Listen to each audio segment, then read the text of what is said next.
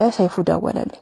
ረጅም ሰዓት አላነሳው እያየሁት እኔ የዛን ያህል መሄድ አልፈለኩም። ቴክስት አረገልኝ ሰይፉ ፋንታውን ነኝ አይቼው ዝም አልኩ።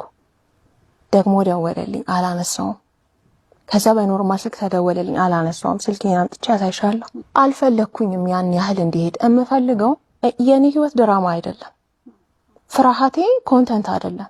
ልጅ አለችኝ፣ መኖር ፈልጋለሁ። ኤክስፒሪየንስ ያረኳቸው ችግሮች አሉ እዚህ ምድር ላይ እንደ ሴት። ያ ነገር ልጄ ላይ እንዲያጋጥማት አልፈልግም። ስለዚህ ፍርሃቴን ነው ፖስት ያረኩት እንጂ ሰይፉ ጋር ደርሶ ሬዲዮ ላይ አውርቼ ሰዎች ደግሞ ተነጋግረውብኝ ምናምን አይደለም ያሰብኩት። ከዛ በጣም በተደጋጋሚ ሰይፉ ሲደውልልኝ አነሳሁት።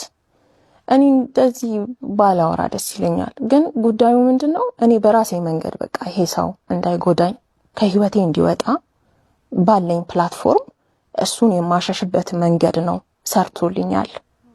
በቃ ይገባሽ አይደለ? ከሬዲዮ ከላይቭ ወጥቶ መጀመሪያ ላይቭ ከመግባቴ በፊት ከላይቭ ወጥቶ እኛ የደወልንልሽ አንቺን ሰፖርት ለማድረግ ነው፣ አንቺን ለመርዳት ነው። ሴት ልጅ በዚህን ያህል ስትደነግጥ እናተ በቃ አንቺን ለመርዳት ነው የደወልነው። ሶ ዶንት በጣም ነፃ ሆነሽ ያለውን ነገር አውሪ፣ ማውራት ማትፈልጊውን ነገር አታውሪ፣ ግን በቃ ሐሳብሽን ብቻ ሼር አድርጊ ምናምን አለኝ። ስለማከብረው ሰይፉን በቃ እሺ አንተ ካልክ ምናምን ብዬ ገባሁኝ ማለት ነው።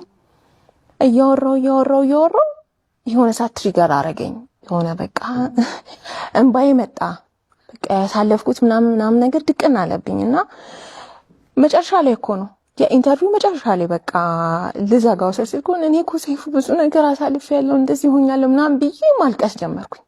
አመለጠኝ። ገባሽ?